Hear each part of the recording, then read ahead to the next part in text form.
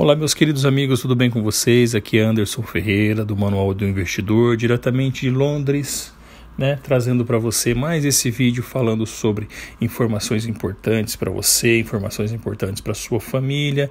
E hoje a informação é muito importante para todos os brasileiros, porque hoje eu trago para você uma opinião, informações e o que eu penso sobre a política, o que eu penso sobre as eleições para presidente do Brasil. E trago também como é que a comunidade internacional está vendo essas eleições no Brasil, o que eles estão enxergando. Então, se você gostar do que nós estamos dizendo, se você acha que é relevante, se você não é inscrito ainda no nosso canal, não deixe de se inscrever, aciona o sininho para que você possa receber do YouTube toda vez que a gente postar um vídeo novo. Se você gostou e acha que é relevante, compartilhe, dê um joinha se você gostou, dê um joinha de ponta cabeça se você não gostou, É importante você entrar em contato com a gente. Eu sempre deixo o link do meu WhatsApp embaixo na descrição do vídeo para você poder entrar em contato diretamente comigo, tá ok? Então, meus amigos, eu recebo muitas perguntas principalmente via WhatsApp sobre o que a comunidade internacional está vendo em relação a essas eleições no Brasil. O que eu posso dizer para você é que eles têm muito poucas informações sobre os candidatos, principalmente porque são pessoas desconhecidas, tanto Bolsonaro, quanto Boulos, quanto Álvaro Dias, quanto a Marina, já um pouco mais conhecida, mas eles têm muito poucas informações sobre. Mas existe um medo, existe um temor internacional de que o Brasil siga uma tendência mundial, desse tradicionalismo, dessa extrema-direita que está conseguindo poder em vários locais do mundo.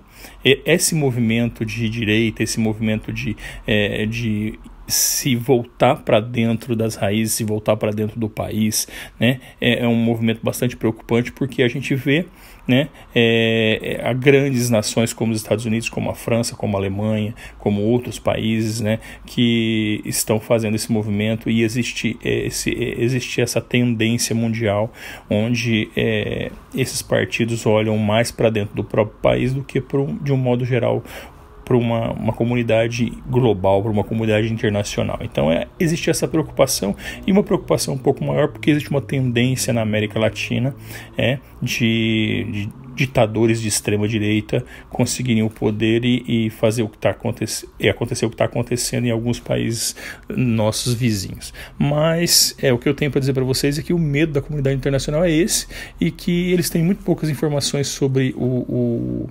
os candidatos que são as pessoas que são candidatas para tentar se eleger presidente do Brasil. O que eu gostaria de trazer para vocês também é uma reflexão bastante importante sobre o papel de um presidente da República. Eu acho que esse é o momento ideal para a gente poder analisar qual é a função de um presidente da República, o que um chefe de Estado precisa, o que ele precisa ter para poder conseguir fazer um bom governo. Primeira coisa que a gente precisa entender, que é muito importante, é que ninguém governa sozinho. Quem for eleito a presidente do Brasil, ele vai precisar ter bastante jogo de cintura, vai precisar ser um líder nato para que ele consiga fazer com que o Congresso legisle junto com o presidente, tanto o Congresso Nacional como a Assembleia a Câmara dos Deputados, como o Senado. Então, isso é muito importante. E feliz ou infelizmente, no Brasil a coisa funciona dessa forma. O presidente tem sim o poder de vetar o que é votado no Congresso, mas ele precisa também ter o apoio do Congresso para poder aprovar aquilo que ele acha interessante, aquilo que ele acha importante.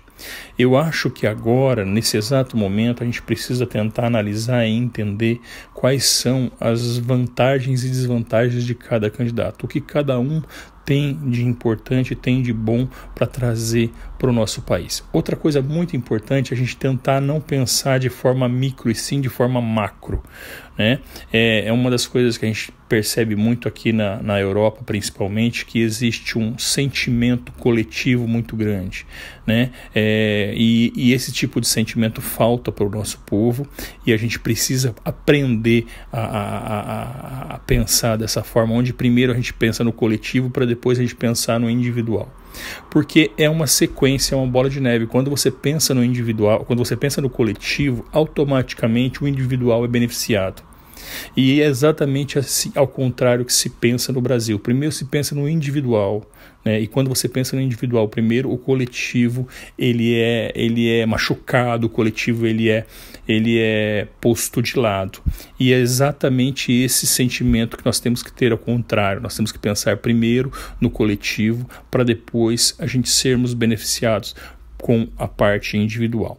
Outra coisa muito importante que eu acho é que as prerrogativas de um presidente. Quando um candidato a presidente fala que vai criar milhões de empregos, que um candidato a presidente fala que vai fazer um monte de obras para que isso crie emprego, a gente tem que entender que essa não é a função de um presidente da República.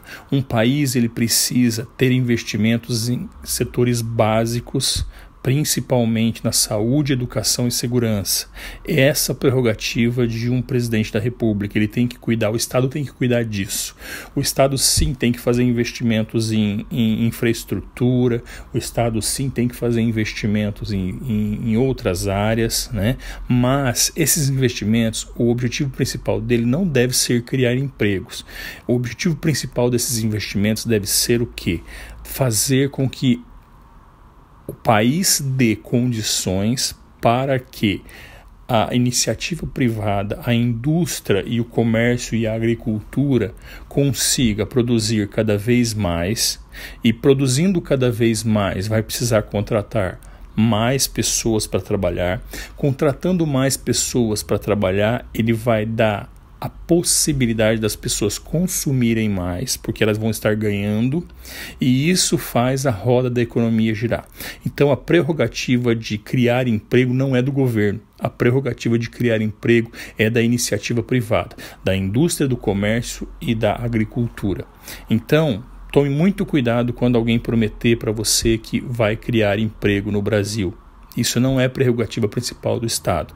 Essa é a prerrogativa principal de um país que tem que dar condições para que a indústria, o comércio e a agricultura crie esses empregos e faça a roda da economia girar.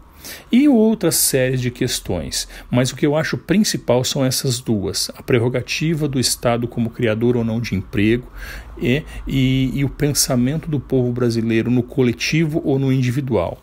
E então eu acho que isso é o principal da gente analisar agora, ok? Em relação aos investimentos, para quem é investidor pensando em longo prazo, não precisa se preocupar, né? São fases que acontecem em todos os países, né? Nessa época a economia e a política, como ela no Brasil, ela está muito fortemente ligada. A economia e a política ela acaba se misturando muito, né? E a gente tem uma sensível movimentação dos juros para baixo e para cima, da inflação para baixo e para cima, mas aquela pessoa que está investindo a longo prazo, aquela pessoa que está preocupada com o seu futuro financeiro, ela não tem que se preocupar com isso, porque são movimentos esporádicos que vão acontecer e você não tem que se preocupar com isso. Você tem que preocupar com o teu futuro e com o teu objetivo, dentro das tuas necessidades, ok? Um grande abraço para vocês, fiquem com Deus e até o próximo vídeo. Tchau, tchau.